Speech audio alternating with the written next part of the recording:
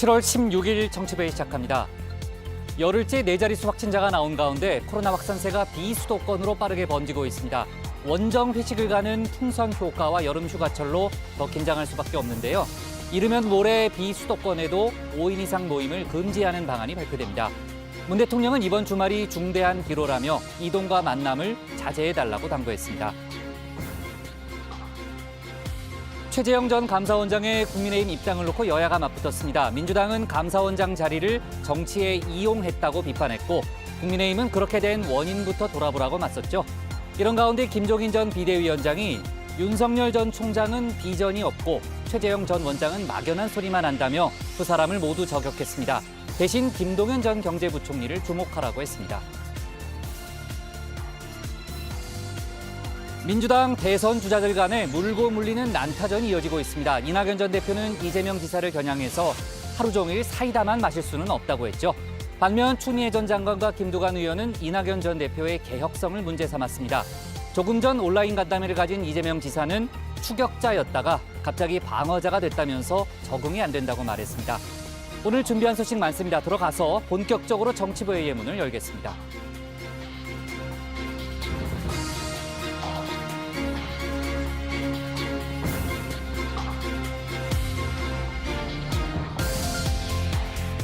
국가대표 정치뉴스쇼 정치부회의 시작하겠습니다. 오늘도 신체커 박마커 류 실장 조멘토 백반장 그리고 정치부회의 애청자 정회원분들과 함께하겠습니다. 정회원분들 얘기를 좀 들어가면서요. 또 중요한 속보는 바로 반영하면서 회의를 진행할 거고요.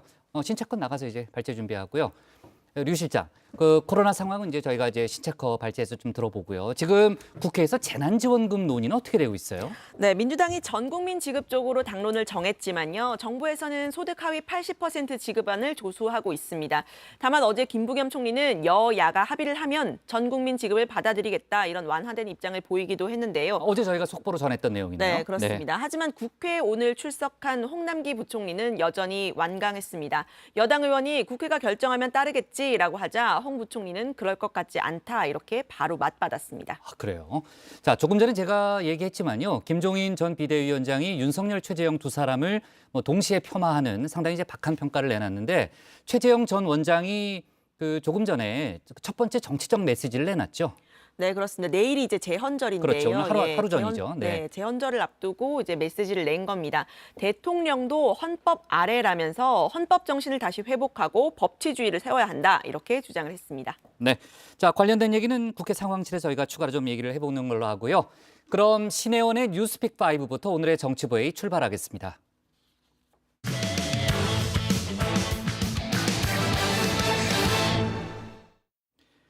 조금 전에 얘기했던 대로 코로나 확진자 수가 열흘 연속 1000명대를 기록했습니다.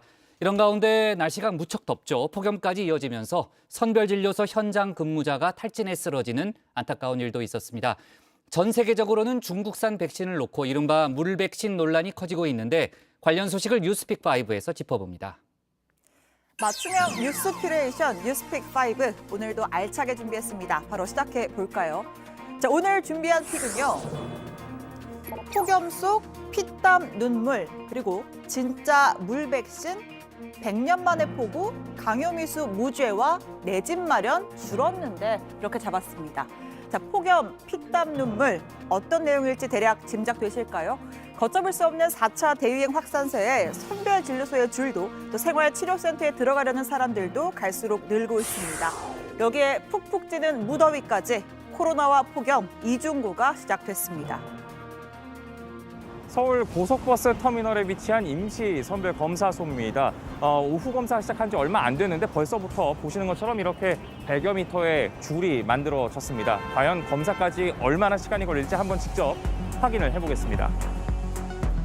땡볕을 쬐는 지 10분 후 뒤늦게 양산을 펼쳐보지만 올여름 최고 기온을 피하기엔 역부족입니다.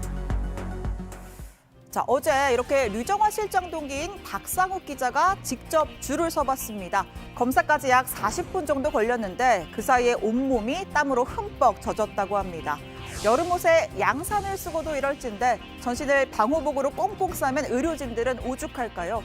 자, 온몸에 땀구멍이 열리는 기분, 몸무게 7kg 줄었다.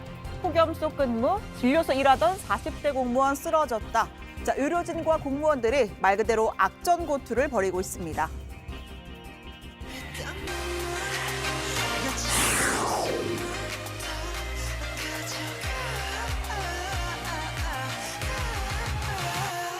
땀을 너무 많이 나요. 발까지 흐른다, 땀이. 그냥 무조건 퇴근하면 무조건 그냥 가서 씻어야 돼. 그냥 옷 입고 샤워하는 느낌?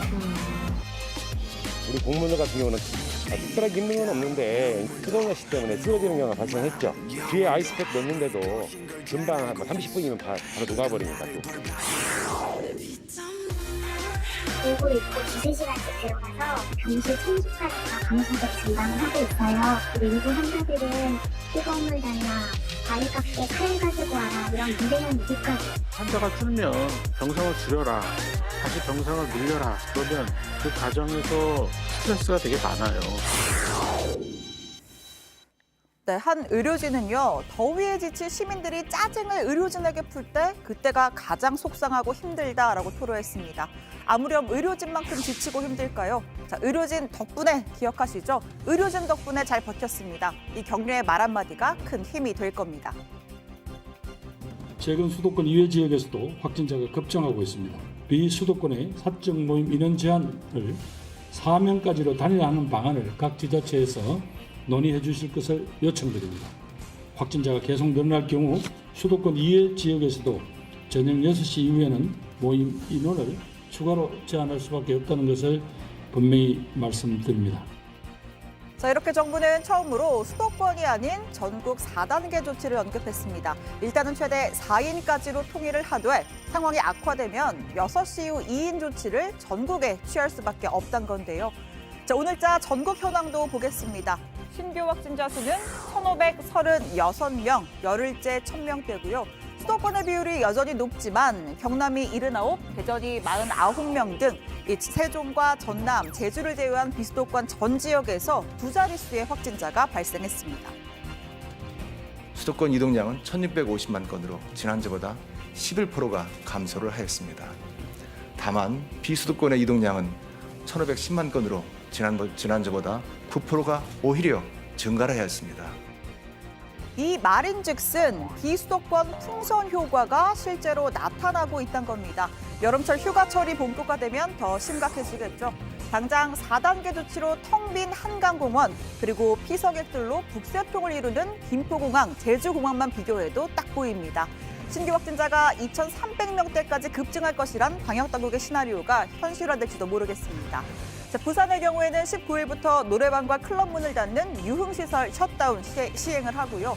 강릉과 김해시도 자체적으로 3단계 격상, 제주도도 다음 주부터 3단계에 돌입합니다. 자, 이런 가운데 함선 내 집단 감염이 발생한 통해부대 34진 장병 전원의 조기 귀국을 추진합니다. 지금까지 확진자 6명, 의심 증상을 보여 함정에 격리된 인원만 80명에 이르는데요. 이 중에 5명은 고열과 근육통 증상을 호소하고 있습니다. 현지에서 이 전원 PCR 검사가 진행 중이고 결과는 내일 나옵니다. 집단 감염 가능성이 높은 만큼 결과에 관계없이 전원 복귀가 유력한 상황입니다. 하병 장병들의 신속한 귀국을 위한 다목적 공중급유 수송기 투입 등 적시적인 추가 조치를 위해 유관기관 및 관련 국가들과 긴밀히 협의하고 있습니다. 자, 오늘의 두 번째 픽 가보겠습니다. 진짜 물 백신인데요. 자, 이 물 백신이란 맞아봐야 전혀 효과가 없는 백신을 일컫는 말입니다. 효과가 없는 것도 문제지만 이런 물 백신을 맞고 나는 접종자라서 괜찮아 하며 돌아다녔다가 더 큰 피해를 일으킬 수 있어 문제가 되겠죠.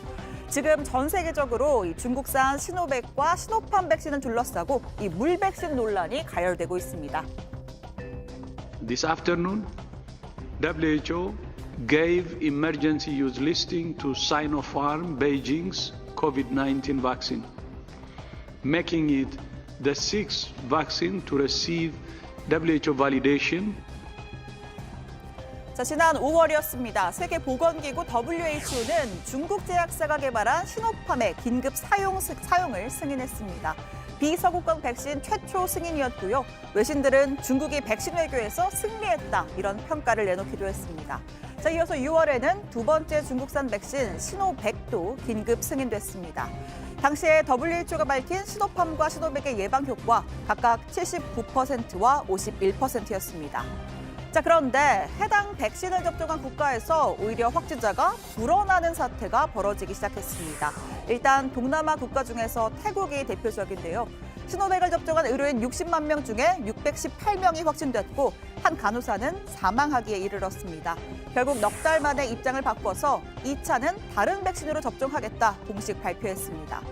말레이시아는 시노백 수입을 전격 중단했고요. 싱가포르는 시노백 접종자 다시 검사를 받도록 했습니다. 개발도상 국가에서는 특히 물량 부족에 시달리는 국가들에서는 큰 도움이 될 것으로는 보이지만 근본적인 문제점이 일단 인삼 상상을 하기 전에 중국에서 자국민들한테 먼저 접종을 시켜서 신뢰성에 굉장히 좀 의심이 갔었고요. 자, 그리고 방역 모범국으로 꼽히던 몽골과 바레인 또 칠레 등에서 잇따라 확진자가 급증됐습니다. 특히 이 람다 변이의 진원지로 꼽히는 칠레에서는 하루에 5,000명에서 7,000명의 확진자가 나오고 있고 특히 치사율이 높습니다. 접종자의 80%가 시노백을 맞았습니다. 자, 우리나라에선 이 중국산 백신을 접종을 하진 않지만 중국에 사는 교민들은 선택권이 없었습니다. 지난 4월에는 시노팜 접종 후에 이상 증세를 보인 40대 교민이 자택 침실에서 숨진 채 발견되기도 했습니다. 중국에서 외국인이 접종을 하려면 건강에 이상이 생겨도 책임을 묻지 않겠다는 서명을 해야 한다고 합니다. 자, 또 최근 우리나라는 이 해외에서 백신을 맞고 들어올 경우에 자가격리를 면제해주고 있죠. 이러한 격리 면제 입국자 중에서 확진된 10명 중에 5명이 시노팜 접종자로 확인됐습니다. 또 최근 일주일간 전체 해외 입국 확진자 중 30%가 인도네시아 국적인데 이 인도네시아 국민 90%가 시노백을 접종했습니다. 하지만 방역 당국은 여전히 중국 백신의 안전성과 효능을 인정한다는 입장을 유지하고 있습니다. 백신에 대해서 어떠한 기준을 가지고 이 유효성과 안전성을 검증할 것인가에 대해서 현재 우리나라는 WHO의 이 긴급 승인을 그 기준점으로 삼고서 백신을 다루고 있고 이들에 대해서 혹시 지금 말씀하신 델타 변이 등에 대한 효과성 등에 대해서는 아마 여기에 대한 좀 데이터들이 좀 국내외적으로 분석되는 상황들을 보면서 평가를 해야 될 것입니다. 네, 다음 픽으로 가볼까요? 세 번째 픽은 100년 만의 폭우입니다. 독일 라인란트 팔추주의 한 마을, 차량들이 어지럽게 널브러진 채 둥둥 떠다니고 있습니다. 서유럽에 내린 100년 만의 폭우로 인해 마을은 통째로 침수됐고 약 70명이 목숨을 잃고 1,300명이 실종됐습니다. 벨기에와 네덜란드, 룩셈부르크도 피해를 입었습니다. Dann ging es schlagartig. Oben so ein Campingplatz, da kamen Wohnmobile oder Wohnwagen geschwommen, Gastanks. Dann ist das hier weiter gestiegen bis in die Nacht rein, bis wir uns da waren wir machtlos gegen. Das haben so schnell, das habe ich noch nie gesehen, so was. 자, 이 독일처럼 치수 시스템이 잘 갖춰진 나라에서 이런 재앙이 발생한 건 매우 드문 일입니다. 북미를 뒤덮은 폭염, 또 서유럽의 기록적인 폭우, 모두 기후변화의 재앙이라는 분석이 나옵니다. 지구의 평균 기온이 높아지면서 이러한 이상기후 현상 더 빈번해질 거란 우려가 나오고 있습니다. 자, 네 번째 픽은요. 내 집 마련 줄었는데로 잡았습니다. 현 정부 4년간 서울에서의 주택 취득 건수는 줄어든 반면 부과된 주택 취득세는 전 정부 대비 70% 넘게 증가한 것으로 나타났습니다. 무소속 송원석 의원이 서울시와 한국부동산원, 또 통계청의 자료를 분석해서 공개한 결과인데요. 최근 4년간의 서울 주택 취득 건수는 96만 2천여 건, 2만 600여 건이 줄었지만 이 취득세는 총 9조 7,970억 원, 71.2%, 즉 4조 원 넘게 늘었다고 합니다. 이 취득세율은 집값에 비례해서 높아지기 때문에 집값 폭등이 원인이라는 분석인데요. 이 주택 문제로 서울을 떠난 인구도 정부 출범 대비 15.3% 늘어난 것으로 확인됐습니다. 자, 오늘의 마지막 픽은 강요미수 무죄로 잡았습니다. 취재원에 대한 강요미수 혐의로 재판에 넘겨진 이동재 전 채널A 기자에게 1심 재판부가 무죄를 선고했습니다. 이 전 기자는 지난해 초 신라젠의 대주주였던 이철 전 밸류 인베스트 코리아 대표 측에 현직 검사장과의 친분을 내세워 유시민 노무현재단 이사장의 비리를 제보하라 이렇게 강요를 하다가 미수에 그친 혐의로 재판에 넘겨졌었죠. 자, 이걸 두고 여권에서는 검언유착 의혹을 제기하기도 했는데요. 검찰이 징역 1년 6개월을 구형했지만 재판부는 이철 대표에게 실제 발생 가능한 것으로 생각되는 정도의 구체적인 해악을 고지했다 보기 어렵다. 따라서 범죄 사실이 증명되지 않는다는 이유로 무죄를 선고했습니다. 자, 여러분은 어떤 뉴스를 오늘의 원픽으로 꼽으셨나요? 들어가서 같이 더 이야기해보겠습니다. 지금까지 신혜원의 뉴스픽 5였습니다. 네, 오늘 전국 4단계, 그러니까 사실상의 전국 봉쇄를 언급하는 그런 발언이 이제 공식적으로 나왔을 정도로 상황이 심각한데, 자, 그나저나 이제 아까 이제 신체코도 얘기했지만요, 중국산 백신의 효능과 관련된 여러 가지 논란이 전 세계적으로 좀 일어나고 있습니다. 우리나라에서는 접종하진 않지만요, 해외 입국자 격리 면제된 사람 중에 이제 돌파 감염 그 사례를 좀 종합해 보면요, 중국산 백신 접종자가 절반 정도를 차지한다는 거 아니겠습니까? 게다가 지금 델타 변이에 대한 예방 효과는 더 낮다는 그런 연구 결과도 있죠. 네, 그렇습니다. 세계보건기구 WHO가 긴급 승인을 내주면서 밝힌 시노팜 그리고 시노백 백신의 예방 효과는요, 각각 79%와 51%였습니다. 그런데 애초에 이 수치에 의문을 제기하는 목소리가 있었는데요. 시노백과 시노팜이 임상시험 결과를 반년 정도 늦게 WHO에 발표를 한 데다가 세부 자료 공개를 거부했기 때문입니다. 화이자나 모더나, 아스트라제네카처럼 신뢰할 수 있는 국제 논문을 통한 입증이 굉장히 늦었다는 겁니다. 또 국장 말씀처럼 이게 델타 변이 예방 효과도 조금 의문인데요. 우리 방대부는 델타 변이에 대한 시노백과 시노팜 백신 예방 효과는 보고된 것이 없다고 했습니다. 해외에서 소개된 연구 결과를 좀 찾아보니까 미 워싱턴대 연구소는 중국 백신의 델타 변이 예방은 40%대다 이렇게 이야기를 했는데요. 이건 WHO가 정한 백신 긴급 사용 승인 최저선인 50%에 미치지 못하는 수준입니다. 다만 우리 방역당국은 아직까지는 해당 백신의 안전성과 효능을 인정한다는 입장인데요. 아직까지 WHO가 이 백신들을 승인하고 있기 때문입니다. 손영래 중수본 반장은 우리나라는 WHO 승인을 국제 표준 기준으로 삼고 방역 체계를 운영 중이라면서 WHO가 승인한 백신은 세계적으로 유효성과 안전성을 인정받는 것으로 받아들인다고 설명했습니다. 네. 자, 아예 아까 잠깐도 얘기가 나왔는데 추가로 부스터샷을 놓겠다는 나라들도 지금 이어지고 있는 거죠. 여러 나라들이 있죠. 근데 인도네시아가 가장 대표적인데요. 인도네시아는 접종 백신의 90%가 시노백인데 이 백신을 접종한 의료인 100여 명이 코로나19에 걸려 사망했다는 지적이 나오자 이 같은 결정을 내렸습니다. 태국 역시 시노백을 접종한 의료인 60만 명 중에서 618명이 확진됐다면서 부스터샷을 결정했습니다. 네. 자, 어제 저희가 짚었던 내용이지만요. 지금 이제 프로야구 경기가 중도에 그만두는 초유의 사태가 일어났잖아요. 시발점이 됐던 NC 다이노스 선수들의 이제 확진, 게다가 방역 수칙 위반 논란이 상당히 거셌는데 조금 전에 KBO 상벌위에서 관련 결정이 나왔죠. 그렇습니다. 이 구단 측은 NC에게 제재금 1억 원을 부과했고요. 이 박성민, 이명기, 권희동, 박민우 선수 4명에게 각각 72경기 출장 정지 조치를 내렸습니다. 제재금도 1,000만 원을 부과했습니다. 이 72경기 출장 정지는 음주운전 적발 시 징계 수위에 해당을 합니다.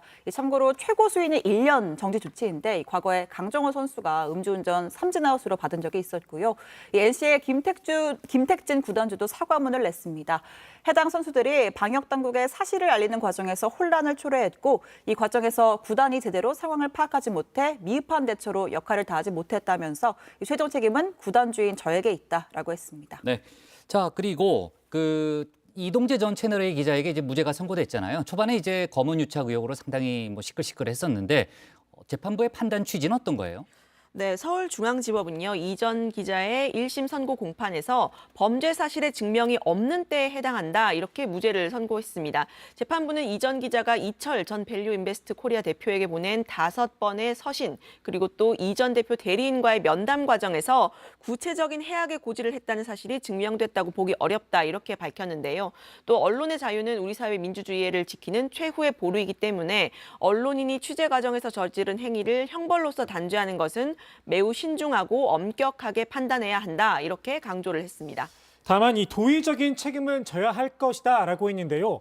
이 전 기자가 특정 취재에 대한 과도한 욕심으로 중형을 선고받고 구치소에 수감 중인 피해자를 압박하고 그 가족에 대한 처벌 가능성까지 운운하면서 취재에 필요한 정보를 얻으려고 했다면서 이러한 행위는 명백히 기자로서의 취재 윤리를 위반한 것으로서 도덕적으로 비난받아 마땅하다 이렇게 이야기를 했습니다.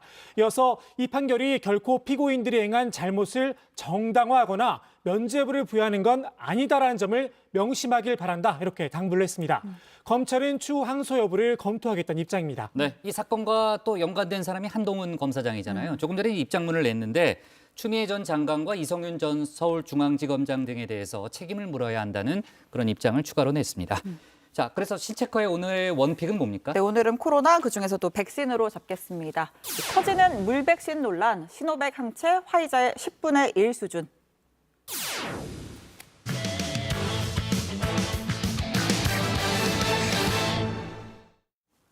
오늘 국회 상황실은 국민의힘 입당을 어제 선택했죠. 최재형 전 감사원장과 그리고 외연 확장에 공을 들이고 있는 윤석열 전 총장 관련 얘기를 다뤄보겠습니다. 이들의 행보에 대해서 여당의 공세가 상당히 가열되고 있는데 관련 내용을 유정화 상황실장이 정리했습니다. 모바일 온라인 다운 가입이 있고 또 종이로 가입하는 방식이 있습니다. 어떤 방식을 선호하십니까? 모바일로 한번 해보죠. 모바일로. 예, 그러면 명함. 예, 뭐 어떻게 하는지. 예. 제가 저희가 다운 가입할 때 제 명함 뒤에 보면은 이 QR 코드가 있습니다. 그래가지고 이거를 카메라 켜셔가지고 입당 신청이 완료되었습니다. 이렇게 당원이 되신 걸 축하드립니다.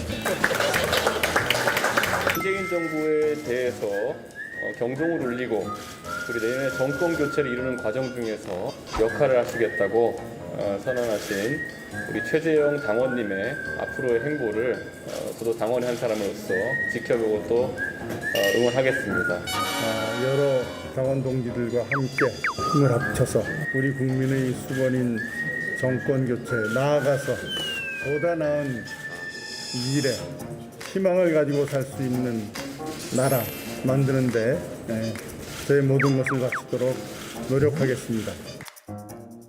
네, 최재형 전 감사원장이 어제 국민의힘에 깜짝 입당했습니다. 모바일로 가입한 당원들에게만 주는 배지도 이렇게 이준석 대표가 직접 달아줬는데요.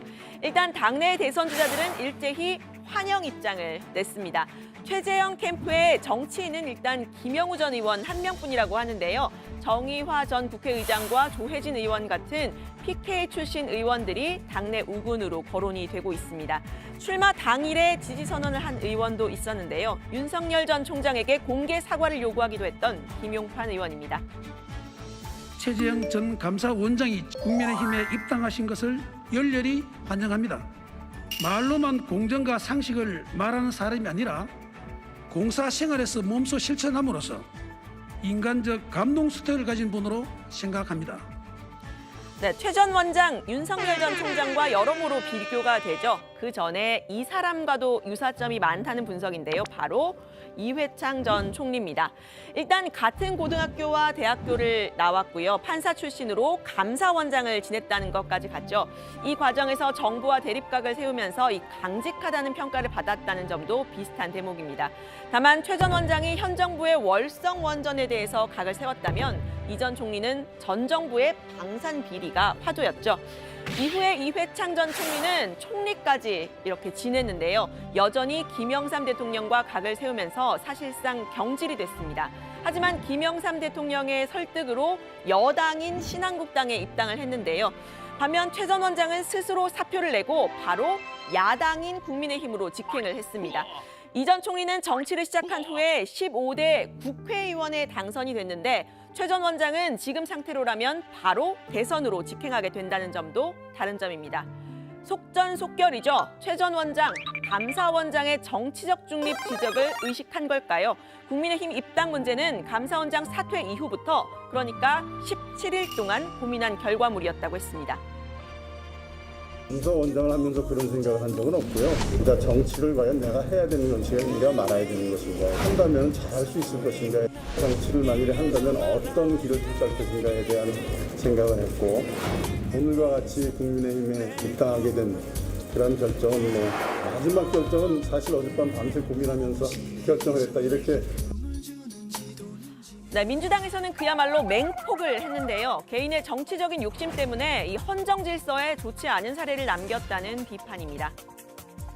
임기 중에 그만두고 나와서 정치를 선언하고 특정 정당, 그것도 야당에 가입하는 것이 본인이 법조인으로서 감사원의 독립에 어떠한 영향을 미칠 것인지 해명을 국민들에게 해야 될 필요가 있다.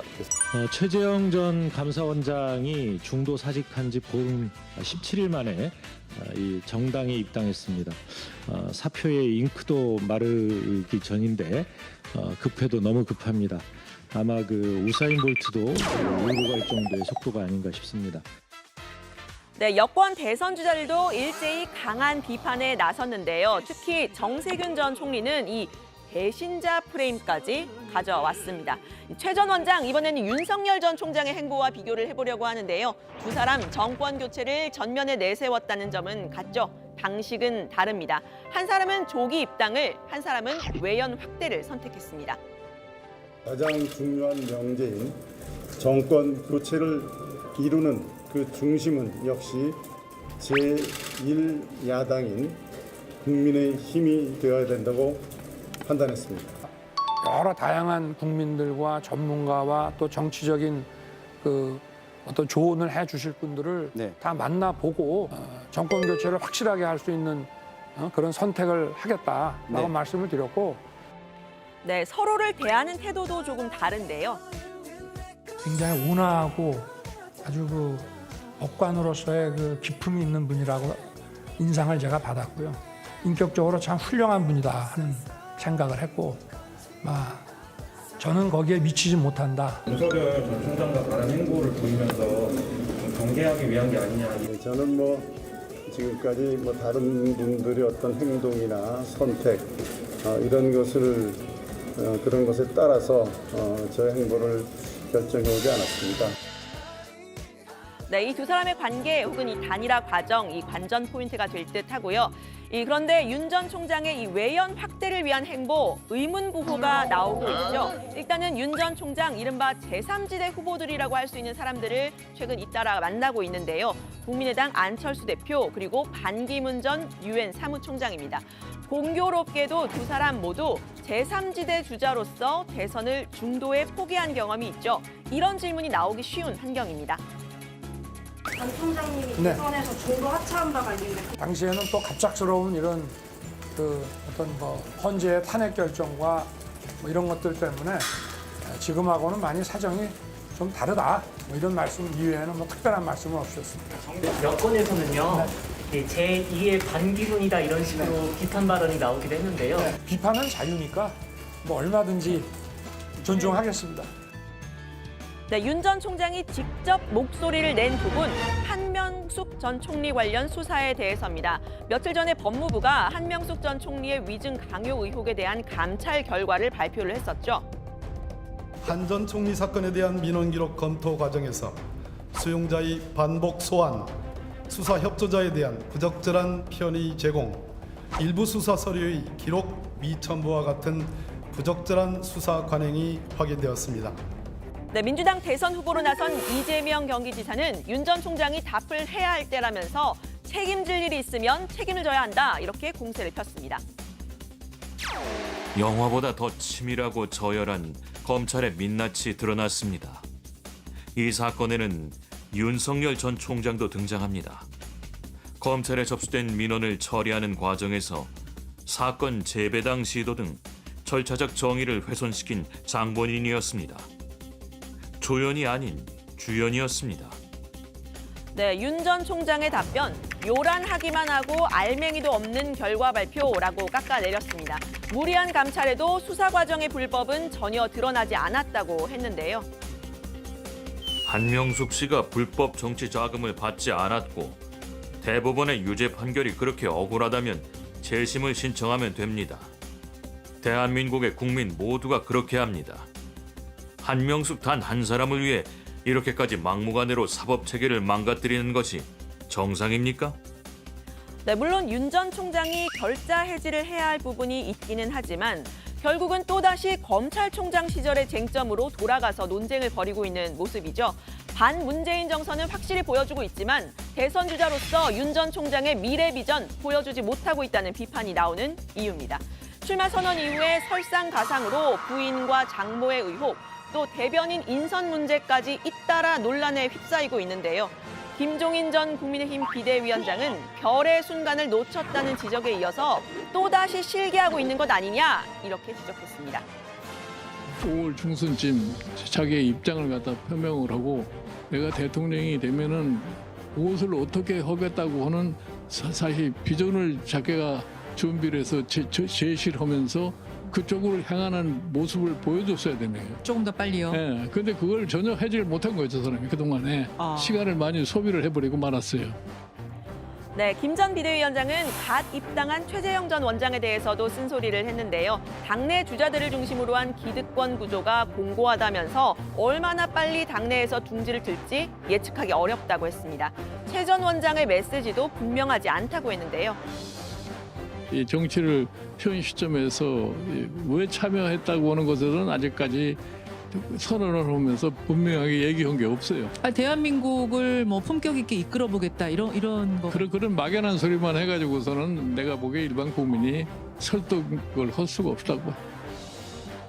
네, 두 사람 모두를 비판한 김종인 전 비대위원장, 이 게임 체인저가 될 사람은 따로 있을지 모른다 이렇게 운을 뗐는데요. 이 부분 들어가서 이야기를 해보도록 하고요. 김 전 비대위원장과 달리 국민의힘 이준석 대표는 윤석열 전 총장과 최재형 전 원장 모두를 감싸는 모습을 보였습니다. 이 내용 역시 들어가서 더 이야기를 해보겠습니다. 오늘 발제는 이렇게 정리합니다. 입당한 최재형, 외연 확장 윤석열, 모두 비판 김종인.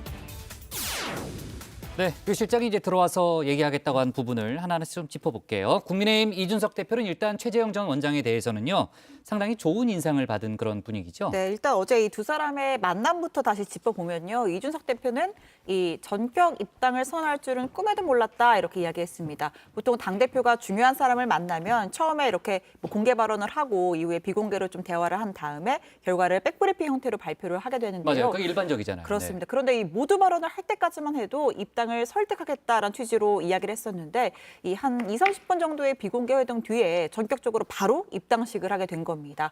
자, 이 대표는 한번 마음먹은 일엔 추진력이 있으시구나 하는 걸 느꼈다라고도 했습니다.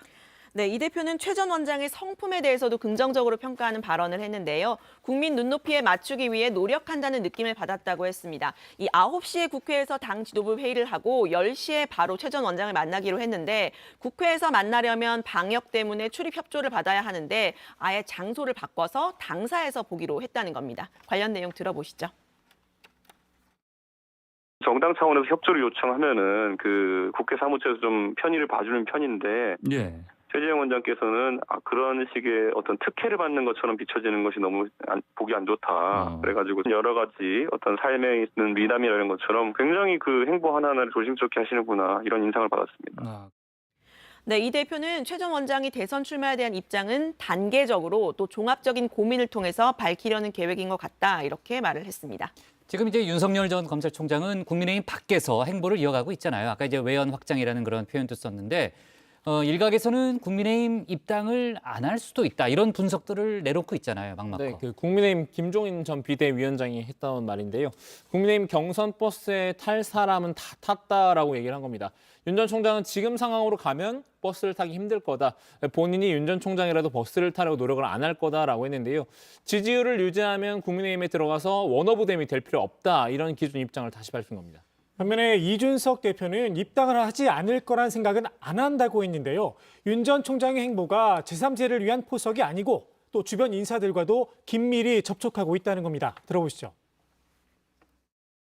대선이라는 거는 1대1 구도를 상정했을 때 저희가 최대한 외연 확장을 하는 게 중요하다. 그런 맥락에서 아까 언급되었던 최장집 교수나 진중권 교수 등과의 어떤 면담이라든지 반기문 전 총장과의 회동이라든지 이런 것이 의미가 있다고 저도 판단합니다. 그래서 저는 윤석열 전 총장도 이기기 위한 전략 전술을 지금 구사하고 있는 것이고 현 정부에서 중요한 역할을 맡았던 윤석열 전 총장과 최재형 전 원장이 공교롭게도 이번에는 이제 야권에서 경쟁할 수밖에 없는 그런 구도가 됐는데 최 전 원장 측에서는 윤석열 전 총장 측과 뭐 일종의 선을 긋는 그런 발언을 많이 하고 있죠. 네, 그렇습니다. 윤 전 총장과 최 전 원장 모두 현 문재인 정부에서 이 사정기관장을 지냈는데요. 윤 전 총장은 이 검찰개혁 화두를 놓고 이른바 추윤 갈등이 불거지면서 징계와 소송 절차 등을 밟으면서 지직에서 이제 물러났잖아요. 네. 네, 최 전 원장의 경우에는 감사원장으로서의 직무를 충실히 수행했다. 그리고 정권의 탄압을 받았기 때문에 출마한 게 아니다라고 얘기를 한 겁니다. 최재형 캠프 상황실장을 맡고 있는 김영우 전 의원의 말 들어보시죠. 이분은 뭐 감사원장으로 있으면서 탄압이나 외압을 받았기 때문에 내가 대권 주자가 되겠다라고 하는 거는 아니에요, 기본적으로. 대한민국이 국민들을 위해서 더 좋은 정말 정치가 필요하다라는 총체적인 고민이었지. 이게 뭐 감사원장으로 있을 때 탄압을 받았기 때문에 대선에 출마한다. 이거는 말이 안 되죠. 네, 김영우 전 의원은 또 윤석열 전 총장은 과거에 정부를 수사하는 검찰이었다라면서 국민을 하나로 아우르는 데는 최재형 전 원장이 더 적합하다라고도 했습니다. 또 최 전 원장의 인간적인 면모를 강조하기도 했는데요. 보수 진보보다는 사람 또 인간이 중요하다면서 이분이 살아온 궤적이 약하고 어려운 분들에 대한 사랑으로 가득 차 있다. 국정 전반에 대한 이해도가 높고 또 믿을 수 있고 불안하지 않은 대선 주자다. 이렇게 이야기했습니다. 네, 그러니까 철저한 검증에도 걱정이 없다. 뭐 이런 부분을 좀 내세우는 분위기인 것 같고요.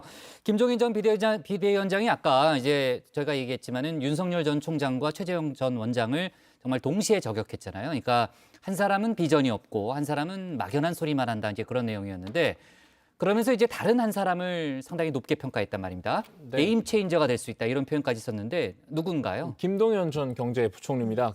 김 전 비대위원장이 3년 전부터 김동연 전 부총리에게 다음 대선 때는 경제 문제가 심각해지고 경제 대통령에 대한 욕구가 거세질지 모른다. 준비를 해보라고 했다. 이렇게 밝혔는데요. 그리고 본인도 열심히 준비를 해온 건 사실이라고 했습니다. 김 전 부총리가 새로운 정치를 해보겠다라고 생각하는 것이라고도 했는데요. 한번 들어보시죠. 만약에 김동연 지금 전 부총리가 대통령 출마 선언을 해가지고서 지지도가 갑자기 상승을 하기 시작을 하면은 그러면 경우에 따라서 그 사람도 마지막에 소위 단일화 후보에 포함이 돼서 할 수밖에 없는 거죠. 게임 체인저가 될 수도 있다고 보세요? 김동연 부총리 같은 사람이 아마 그런 역할을 할 수도 있을지도 몰라요. 김 전 부총리는 다음 주 월요일에 출판 기념회를 할 예정인데요. 이 자리에서 대선 도전을 할지 안 할지 모른다고도 했습니다. 김종인 전 비대위원장은 약간 읽어보니 당면 현실에 대한 인식이 잘 돼 있다 이렇게 평가를 했는데요. 마침 책 내용이 살짝 공개가 됐습니다. 개헌론을 띄웠다고 하는데요. 다음 대통령은 임기 초에 개헌을 추진해야 한다 이런 내용이 실렸다고 합니다. 소득주도 선장에 대한 비판도 담겼다고 하는데요. 네이밍부터 잘못됐다. 소득만이 주도해서는 성장이 이루어지지 않는다 주장한 것으로 알려졌습니다. 네, 다음 주 월요일에 출판 기념회를 한다고 하니까요. 저희가 월요일에 정치부회의에서 좀 어떤 얘기를 하는지 짚어보고요. 윤석열 전 총장의 지지율이 최근에 좀 하락하면서 여권에서는 공격을 더 강화하는 이제 그런 분위기잖아요. 오늘 추미애 전 장관이 또다시 발언을 했죠. 네, 그렇습니다. 여권에서는 윤 전 총장의 아내죠. 김건희 씨와 또 장모 관련 의혹에 대해서 연일 맹공을 펼치고 있습니다. 추미애 전 장관은 검찰개혁을 고리로 윤 전 총장을 비판하고 있는데요. 추 전 장관은 윤 전 총장이 가장 반개혁, 개혁에 저항하는 인물이라고 칭하면서 윤석열은 결국 개혁 정권을 흔드는 역할에 그칠 것이라고 본다라고 했습니다. 자, 그리고 본인의 별명인 꽝 잡는 매를 활용해서 이런 이야기도 했습니다. 저는 꿩에 비유를 했는데요. 예, 꿩은 예. 뭐 매나 산짐승을 먹이가 될 뿐이지 높이 올라갈 수가 없는 날짐승이잖아요. 그래서 저는 이 개혁 정권을 흔드는 역할에 그치지 그 자신이 뭐를 해낼 수는 없다 이렇게 봅니다. 네, 오늘 국회 상황실 발제 이렇게 정리하겠습니다. 입당한 최재형, 외연 확장, 윤석열 모두 비판 김종인으로 제목을 잡겠습니다.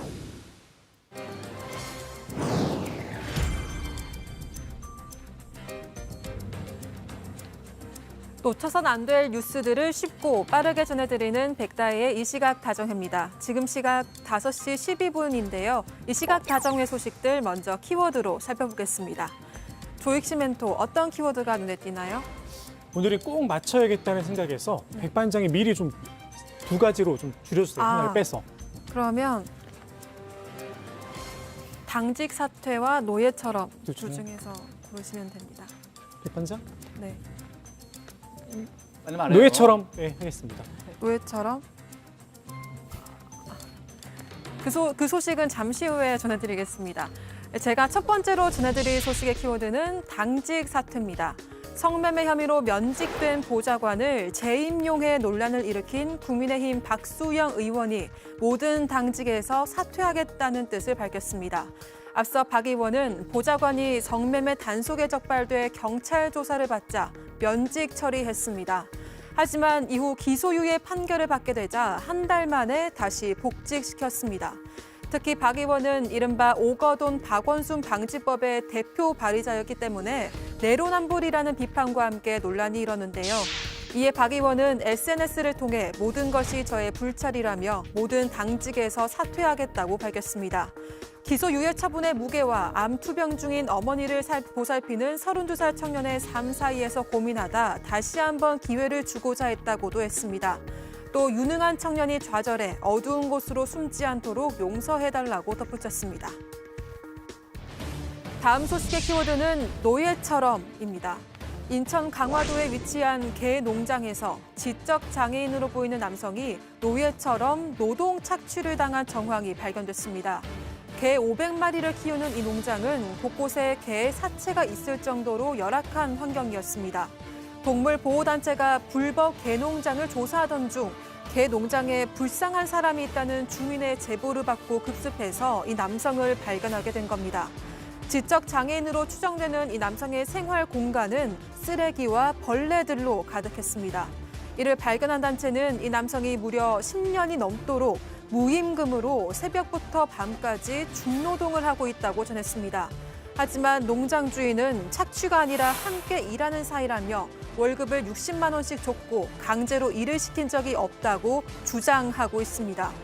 현재 이 남성은 장애인 지원단체의 도움으로 복지시설로 가게 됐는데요. 경찰은 학대 등의 정황이 파악되면 공식적으로 수사에 착수할 방침입니다. 마지막 소식의 키워드 보겠습니다. 협박 속 전시인데요.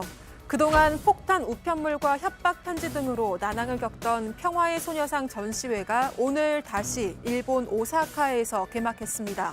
앞서 평화의 소녀상 전시는 도쿄와 나고야에서도 추진됐지만 극우 세력의 협박과 방해로 전시가 중단됐는데요. 이번 전시 역시 극우 세력의 협박이 계속되고 있지만 주최 측은 표현의 자유를 지키기 위해 이번 전시회를 개최했다고 밝혔습니다. 이번 전시회는 삼엄한 경비 속에 진행됐는데요.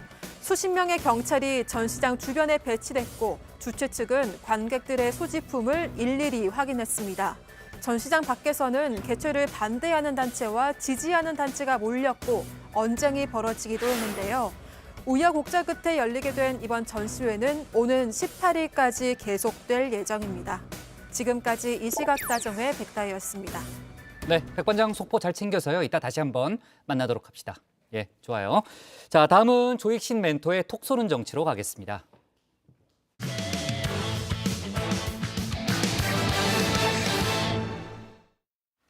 민주당 대선 경선 후보들 사이에 이른바 사이다 경쟁이 벌어졌습니다. 서로 물고 물리는 날선 발언들이 쏟아지고 있는데요. 빵점 대표 옵티머스 의혹에 이어서 음주운전 전과 그리고 욕설 논란까지 옮겨붙었습니다. 관련 내용을 조익신 멘토가 정리했습니다.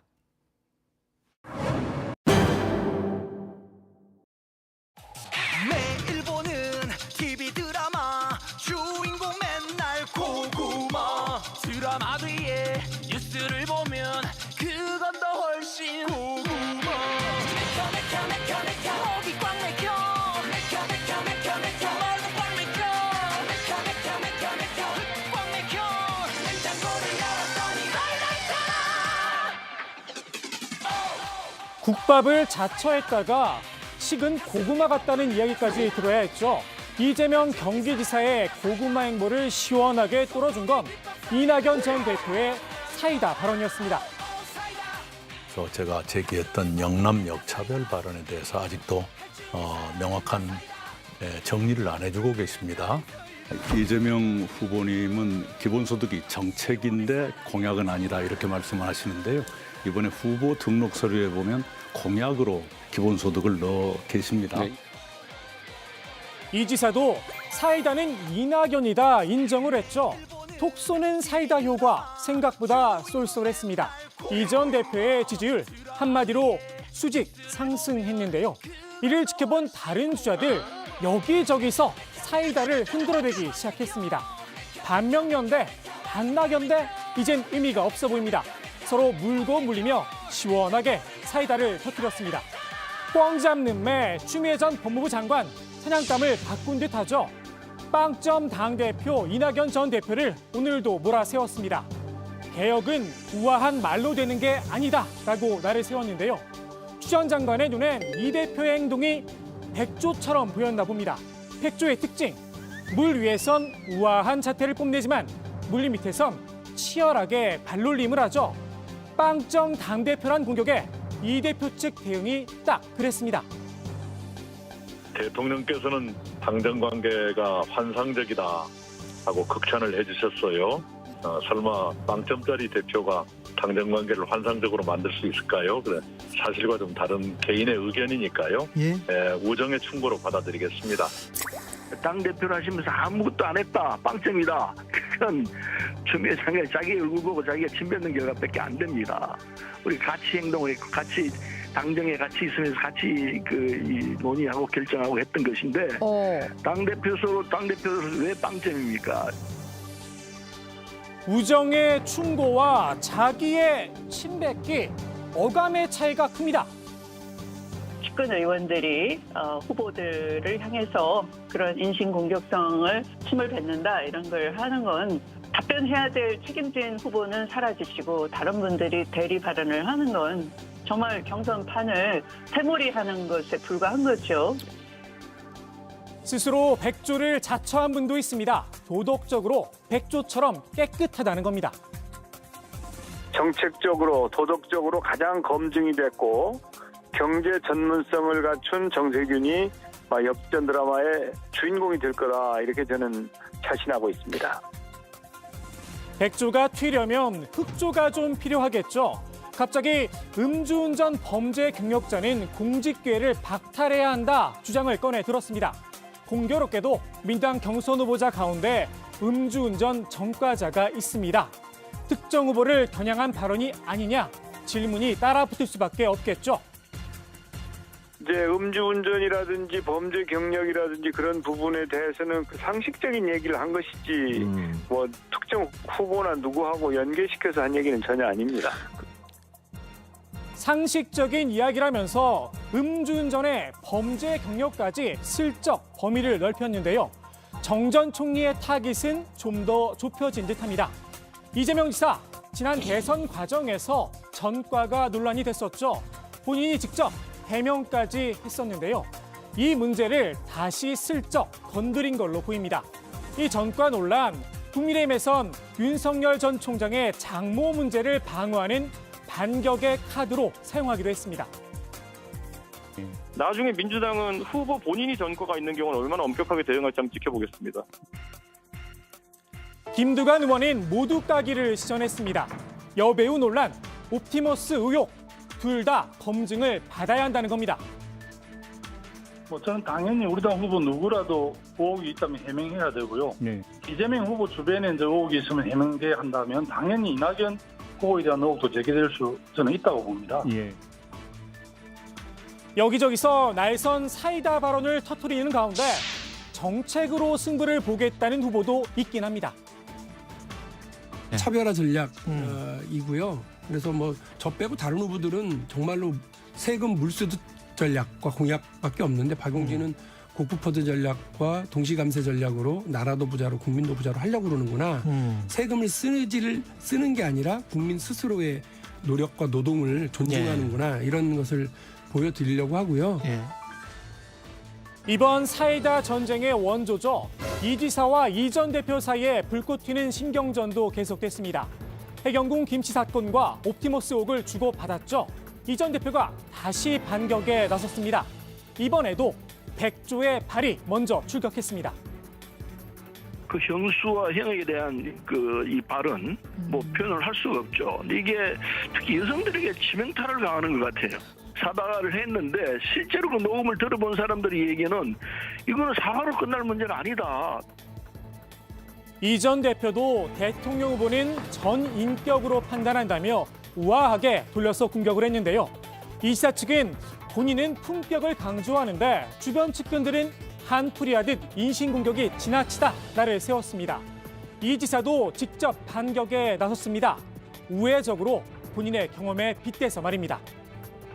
갑자기 18% 갤럽 기준으로 올라가고 문재인 대통령님하고 차이가 뭐 3, 4%밖에 안 나고 그러니까 갑자기 제가 가슴이 걸렁걸렁해지면서 야 이거 한번 제껴봐야 되겠다. 이거 혹시 뭐 내가 될 수도 있는 거 아니야? 이런 생각을 해가지고 오버하다가 제가 그때 아주 안 좋은 상황이 됐죠. 근데 지지율 떨어지는 것도 정말로 그 순간 일이더라고요. 사이다 본능을 되찾겠다고 밝힌 이 지사, 전 국민 재난지원금에 반대하고 있죠. 홍남기 경제부총리를 향해서도 사이다 발언을 쏟아냈는데요. 재난지원금 문제, 이런 해법까지 내놨습니다. 이게 180석 얘기 자주 하지 않습니까? 정말로 필요한 민생에 관한 거 있지 않습니까? 이런 건 과감하게 날치게 해줘야 됩니다.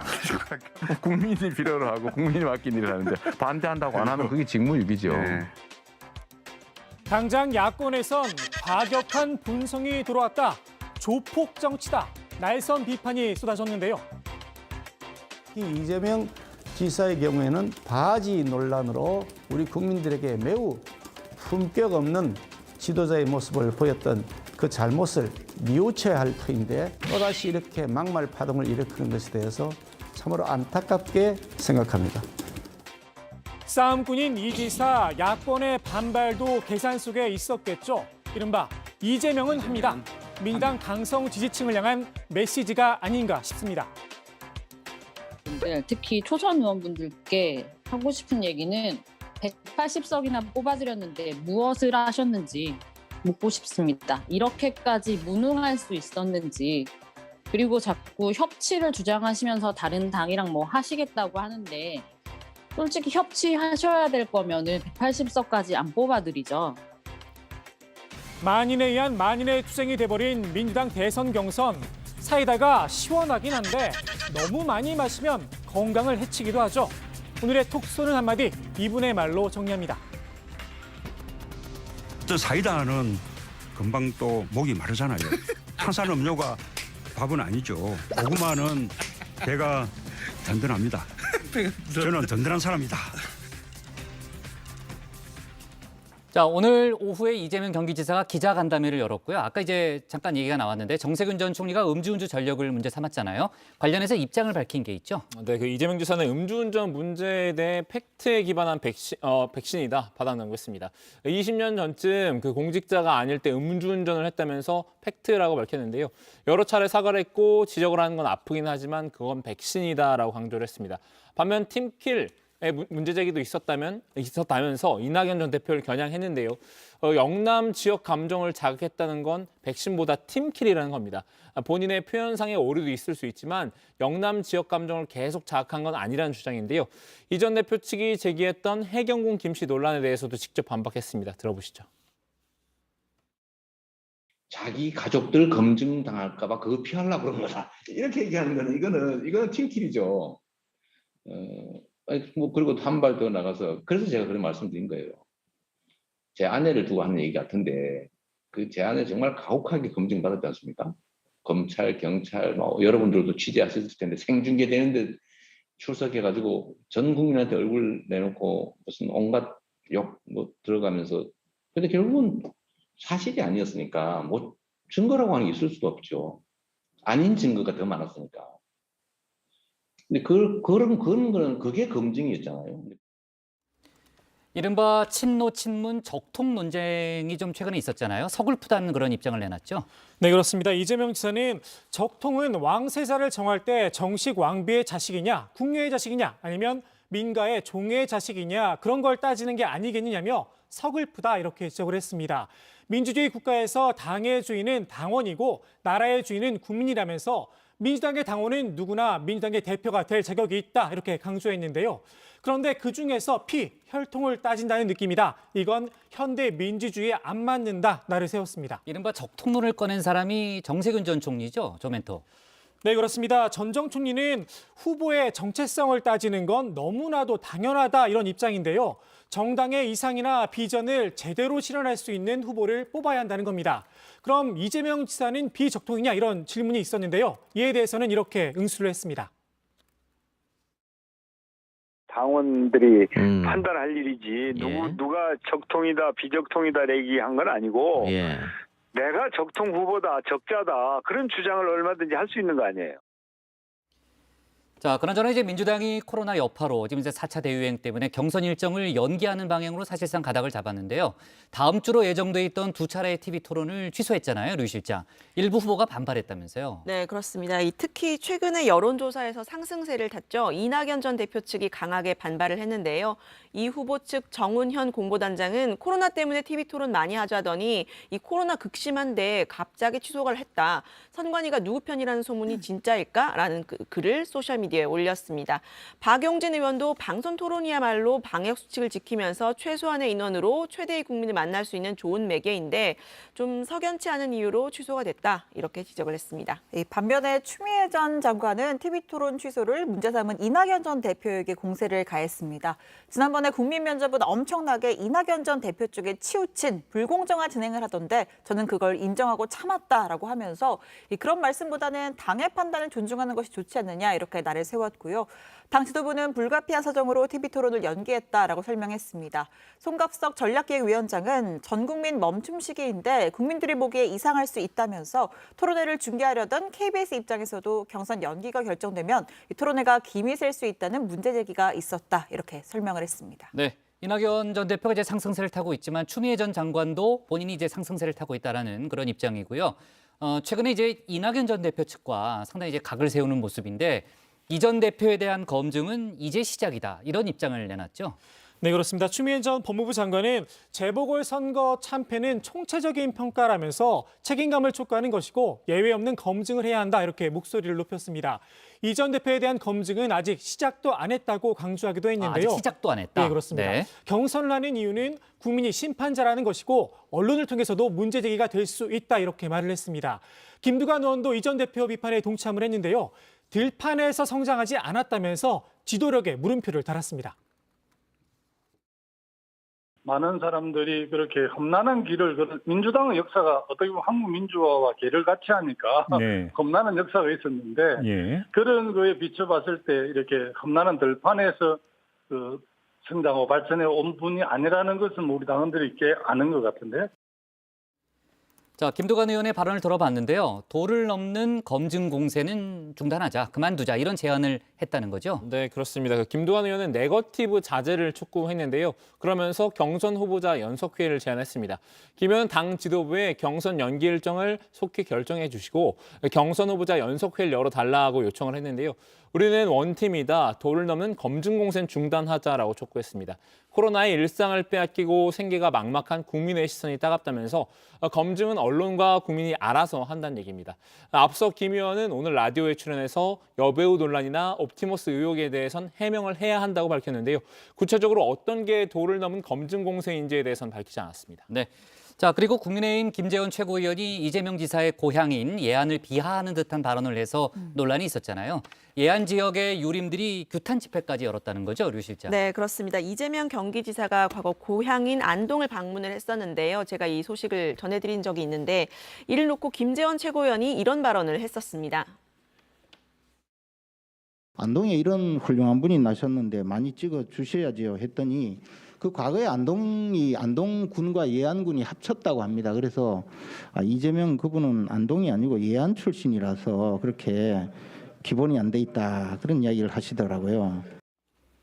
네, 예안군은 퇴계 종택과 도산 서원이 있는 우리나라 유림의 본거지라고 하는데요. 김 최고위원의 발언을 전해들은 유림이 크게 분노를 했다고 합니다. 도저히 납득할 수 없는 막말이라면서 공개 사과를 요구하고 나선 건데요. 이재명 지사 측도 비판에 가세를 했습니다.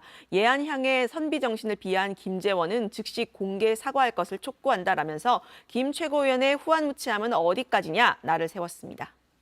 그래서 김채구 의원이 입장을 내놓은 게 있어요. 김채호가 이제 앞서 언론 인터뷰에서 네. 선거 때 도와줬던 분들한테 인사드리러 갔다가 몇 분이 농담 삼아 한 말을 옮기는 과정에서 뭐 오해의 소지가 좀 있었다 이렇게 얘기를 했습니다. 그러니까 농담으로 한 얘기가 뭐 오해를 샀다 이렇게 해명을 한 건데 당연히 논란이 더 커졌죠. 논란이 커지자 김채구 의원은 조만간 지역에 찾아가서 어르신들께 깊이 사죄하겠다며 수습에 나섰습니다. 네, 그 전달되는 과정에서 뭔가 오해가 있었다라는 그런 발언을 했고 논란이 가라앉지 않으니까 이제 본인이 직접 가서 사과를 하겠다는 그런 추가 입장을 냈군요.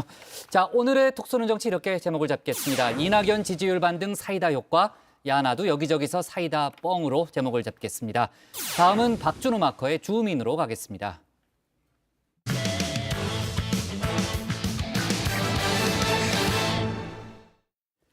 윤석열, 최재형 등의 대선 주자들이 집중 조명을 받는 동안에 각자만의 생존 전략으로 대권 행보 중인 후보들이 있죠. 바로 국민의힘 현역 잠룡들인데요. 박준호 마커가 현역 후보 5명의 동향을 살펴봤습니다. 대권 주자 풍년인 국민의힘, 저조차도 후보가 너무 많아서 헷갈리는데요. 오늘은 후보들 중에 현역 의원들만 모아서 살펴보겠습니다. 크게 유형을 나눠 설명드릴 건데요. 첫 번째 유형은 이슈 메이커입니다.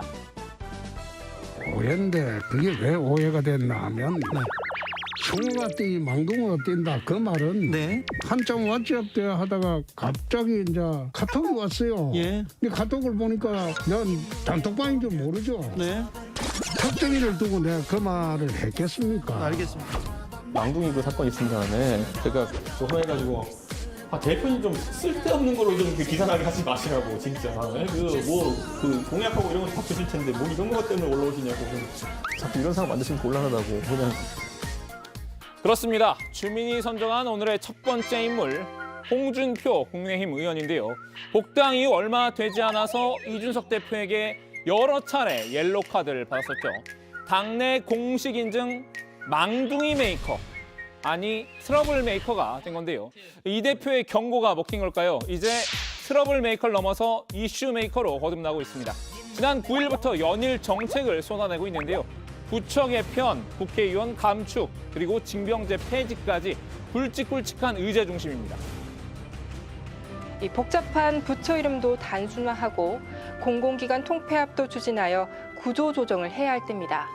국회도 비례대표제를 폐지하고 국회의원 수를 150명으로 축소해야 하고 문재인 정부의 실정 부각에도 앞장서고 있습니다. 이른바 부동산 관련 반문 정책들을 내놓은 건데요. 부동산 양도소득세와 종합부동산세 폐지를 주장했습니다. 지금 문 정권에서 시작하고 있는 부동산 정책은 전부 좌파 이념이 들어가 있어요.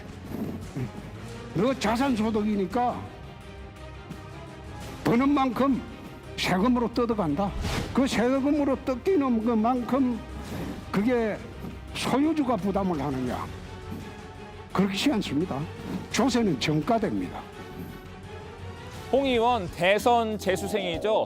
다크호스인 윤석열 전 검찰총장, 최재형 전 감사원장보다 정책 면에 있어서는 우위에 서 있다는 점을 부각하려는 것 같은데요. 이준석 대표의 정책 공모전 나는 국대다 시즌2도 벤치마킹할 생각인가 봅니다.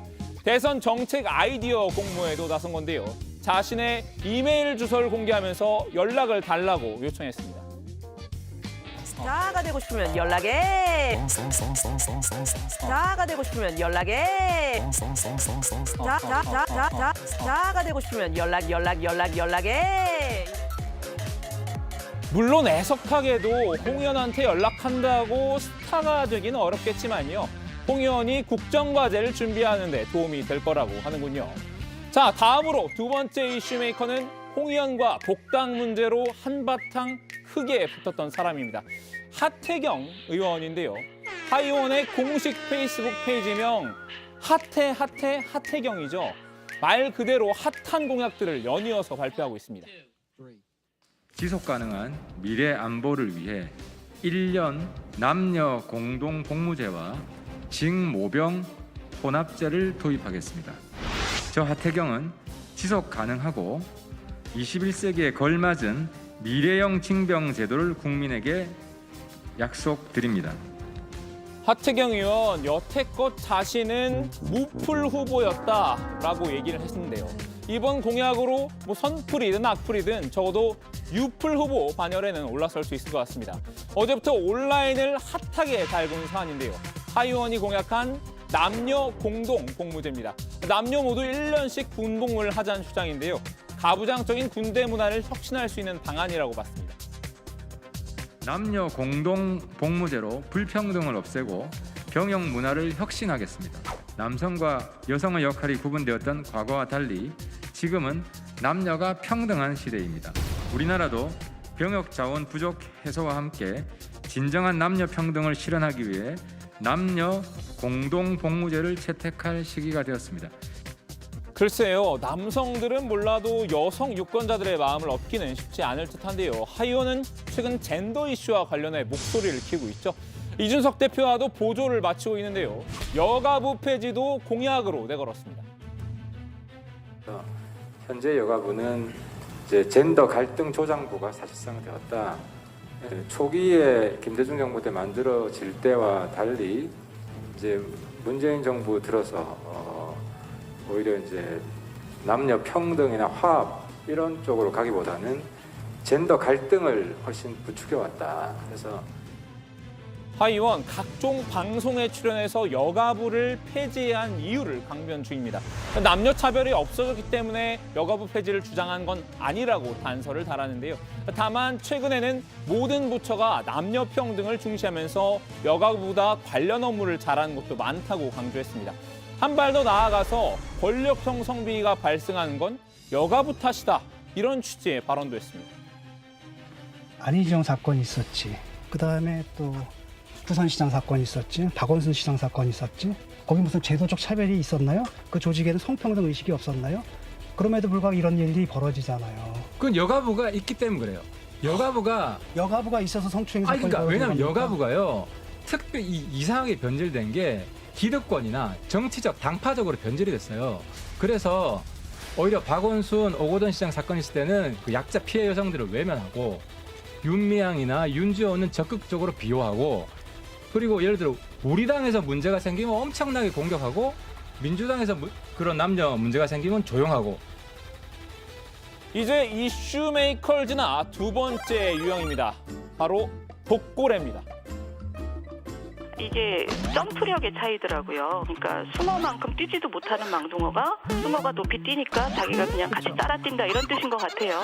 예. 그래서 제가 그 뜻을 알고는 그러면 내가 돌고래처럼 확 뛰면 다 모든 문제가 해결되는 거네? 망둥이 취급을 받았던 윤희숙 의원입니다. 자신은 돌고래가 되겠다라는 포부를 드러냈었는데 그런데 이 돌고래가 도끼를 품은 독고래인 건 아닌가 싶습니다. 최근 3일 연속 이준석 대표를 향해 독서를 날렸죠. 민주당 송영길 대표와 전국민 재난지원금을 합의했다 번복한 걸 문제 삼았는데요. 제왕, 신뢰 배반, 전국민 돈 부르기 게임 동조 이런 표현을 써가면서 연일 비판 수위를 끌어올렸습니다. 그러니까 이게 제가 제기하는 철학의 문제고 당대표가 무엇을 하면 안 되는지를 제가 지금 말씀드린 거예요. 네. 이런 걸 바꿀 때는 정말 당원과 지지자와 의원 전부가 앉아서 정말 그 머리 터지는 토론을 통해서 바꿔야 되는 거지 이것은 덜컥 바꿀 문제가 아니라는 뜻이죠. 초선인 윤 의원 나는 임차인입니다 등의 연설로 눈길을 끌긴 했지만요. 윤석열, 최재형 등 거물급 주자들에 비해서 주목도가 떨어지는 게 현실입니다.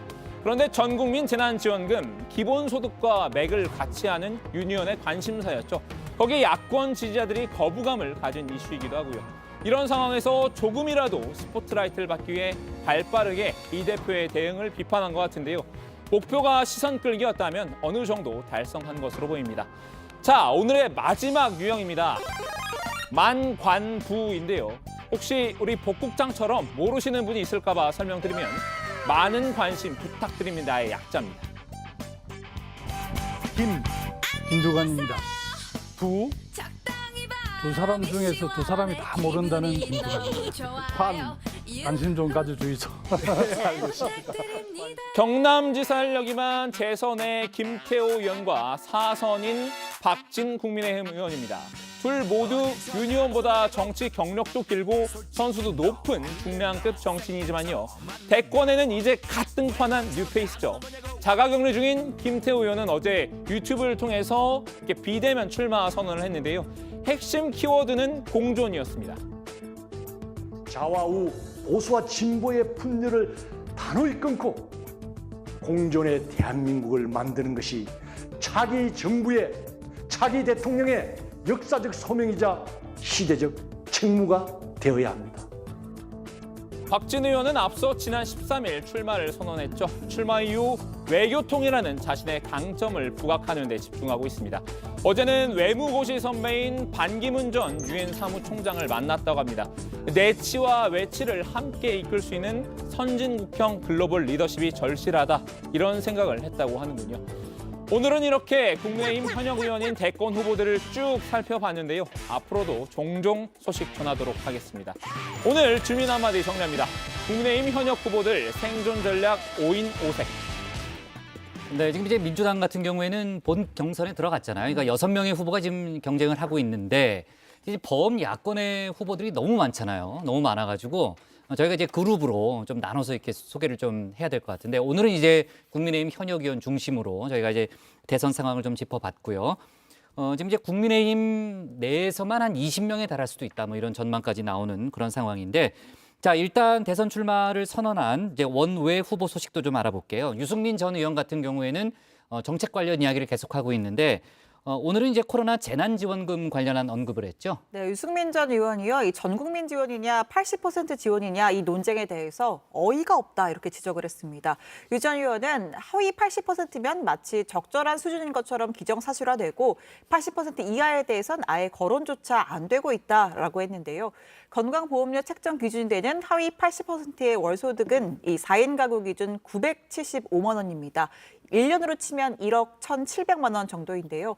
유 전 의원은 연소득 1억 1,700만 원의 4인 가구에 1인당 25만 원을 재난지원금으로 지급하는 게 과연 올바르고 공정한 정책이라고 할 수 있느냐, 이렇게 따져 물었습니다. 네, 유 전 의원은 소상공인, 자영업자, 실업자, 저소득층, 빈곤층 이분들에게 충분한 지원을 하고도 돈이 남아 돌아서 이런 정책을 펴는 것인가라고도 했는데요. 여야 모두 합리와 이성을 잃은 돈 풀기를 중단하고 진짜 어려운 국민을 돕는 방법을 찾아야 한다. 대통령, 총리, 부총리도 부디 상식과 이성을 되찾기를 바란다, 비판을 했습니다. 원희룡 제주지사는 그 민주노총 집회 관련한 방역 문제에 초점을 맞췄죠. 네, 그 원주산 지난 3일 종로 일대에서 진행된 민주노총 집회와 관련해서 코로나19 전수검사를 선제 대응해야 한다라고 주장했는데요. 원지사는 정권에게는 눈이 있지만 코로나 바이러스엔 눈이 없다. 민주노총이라고 가리지 않는다라고 지적했습니다. 특히 방역당국의 선제 대응만이 늑장 대응으로 인한 피해를 막을 수 있다면서 작년 보수단체 집회 참가자들에게는 살인자 운운하던 정권이 민주노총 집회 참여자들에겐 면죄부 발급에 급급한 모습이라고 비판했습니다. 또 원지사는 중앙방역대책본부가 이번 민주노총 집회 참가자 8천여 명에게는 통신정보 요청을 하지 않았다는 점도 꼬집었는데요. 지난해 광복절 집회 당시에는 휴대폰 위치 정보 조회를 통해서 참석자들을 파악해 전수검사를 실시했고 압수수색도 했다는 점을 강조했습니다. 또 참가자 가운데 확진자가 나올 경우 바로 전수조사를 하겠다라고 이렇게 밝힌 권덕철 보건복지부 장관을 향해서는 어안이 벙벙하다, 그때는 이미 늦는다, 이렇게 지적을 했습니다. 네, 오늘 발제에서 다뤘던 현역 의원들 얘기도 좀 더 이어서 해보겠습니다. 윤희숙 의원은 종부세 과세 대상을 두고 여당과 각을 세웠네요. 네, 윤 의원은 이 종부세 과세 대상을 상위 2% 주택으로 한정하는 개정안에 대해서 부자건 빈자건 아무런 정책 합리성 없이 국민을 편가르게 하는 행태는 이제는 화가 나기보다 창피스럽다, 이렇게 여당을 향해서 각을 세웠습니다. 집값이 많이 올라도 2% 안에 안 들면 포함이 안 되고 집값이 폭락을 해도 2%에 들면 대상이 된다, 이 점을 지적했는데요. 내 세금을 결정하는데 다른 사람의 경제력을 고려한다는 우스꽝스러운 기준이다, 이렇게 비꼬았습니다. 윤 의원은 여당이 이런 기준을 고집한 이유는 선거 때문이라고 짚었는데요. 재난지원금은 상위 20%도 챙겨주는 것이 선거에 도움이 되고 세금은 2% 부유층을 골라 때리는 모습을 보이는 것이 선거에 도움이 된다는 계산이라면서 정치가 정책을 압도하는 해외 토픽감이다라고 비판했습니다. 박 맞고 홍준표 의원은 이재명 지사를 공격했죠. 네, 홍 의원은 기본소득을 주장하는 이 지사를 향해서 아무런 재원 대책도 없이 국민들을 현혹하는 이재명 지사의 베네수엘라 급행열차는 이제 멈춰야 한다라고 공격했는데요. 인공지능 시대가 오면 실업자가 거리에 넘쳐나고 그들을 구휼하기 위해 기본소득제가 불가피하다는 논리는 참 어이가 없다고 주장했습니다. 네, 홍 의원은 AI 시대가 오면 적은 노동력으로 생산력 증대 효과를 가져와서 인간은 더 풍요롭고 여유로워지면서 또 새로운 직종이 탄생하고 또 소멸되는 일자리를 상쇄할 수 있을 것이다. 이렇게 내다봤는데요. 세계 어디에도 실시하지 않는 기본소득제를 한국에 도입하자고 하는 무책임한 주장이 난무하는 것은 어이가 없다. 대안으로 서민복지 강화 정책을 추진하고자 한다고 밝혔습니다. 홍 의원이 오늘 대구시당에서 기자회견을 열었잖아요. 거기서 어떤 내용이 나왔나요? 네, 대구 경북을 위한 3대 대선 공약을 발표하는 자리였는데요. 치수원 이전 등 물 문제 결과 대구 경북 신공항 건설 등을 공약으로 지시했습니다. 대선 공약 외에도 홍 의원은 최근 이준석 대표를 만났다는 사실도 밝혔는데요. 이 대표에게 이슈에 즉각적인 반응을 하지 말라. 당 대표는 태산같이 무거워야 한다. 한 템포를 늦춰야 실수가 없다는 말을 했다면서 통상적인 기대보다 더 잘하고 있다. 이렇게 평가를 했습니다. 네. 좋습니다. 오늘 주민 이렇게 정리할게요. 시선 끌기 나선 국민의힘 현역 잠룡 대권 행보 5인 5색으로 제목을 잡겠습니다.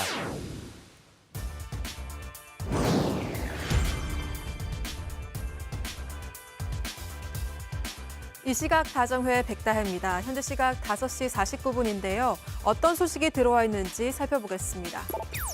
경찰이 가짜 수산업자에게 골프채를 받은 혐의를 받고 있는 이동훈 전 조선일보 논설위원의 자택을 압수수색했습니다. 이 전 위원은 앞서 경찰 조사를 마친 뒤 골프채 세트는 받은 적이 없고 중고 골프채를 빌려 쓴 뒤 집에 아이언 세트만 보관했다고 주장했는데요. 이번 압수수색을 통해 골프채와 휴대전화 등 관련 증거를 확보한 것으로 알려졌습니다. 이 전 위원은 금품 수수 혐의를 부인하고 있지만 경찰은 입증할 근거가 있다며 수사 결과로 보여주겠다는 입장입니다. 다음 소식입니다. 유럽연합에 이어서 영국 의회가 2022 베이징 동계올림픽을 보이콧하는 내용의 결의안을 통과시켰습니다. 중국 정부의 신장 위구르족에 대한 인권 탄압 등이 그 이유인데요. 결의안은 올림픽과 같은 자랑스러운 스포츠 이벤트가 대규모 잔혹행위 범죄로 비난받는 나라에서 열려서는 안 된다고 지적했습니다. 그러면서 중국 정부가 신장 지역에서의 잔혹행위를 끝내지 않는다면 올림픽에 대표단을 보내면 안 된다고 밝혔습니다. 이번 결의안은 법적 구속력은 없지만 여야를 가리지 않고 폭넓은 지지를 받았습니다. 이어서 잠시 후 썰전 라이브에서는 최근 대선 지지율에서 윤석열 전 총장과 이재명 지사의 양강 구도가 흔들리고 있죠. 여권에선 이낙연 전 대표가 상승세를 보이고 있고 야권에선 최재형 전 감사원장이 급부상하고 있는데요. 관련 내용을 포함해서 정치권 이슈들을 짚어볼 예정이니까요. 많은 시청 부탁드리겠습니다. 지금까지 이시각다정회 백다혜였습니다. 네, 오늘 정치발은 여기까지 하겠습니다. 참 코로나 유행으로 마음이 무거운 한 주였는데요. 저희는 다음 주 월요일 오후 4시 반에 다시 찾아뵙겠습니다. 다음 주에도 뉴스가 많습니다.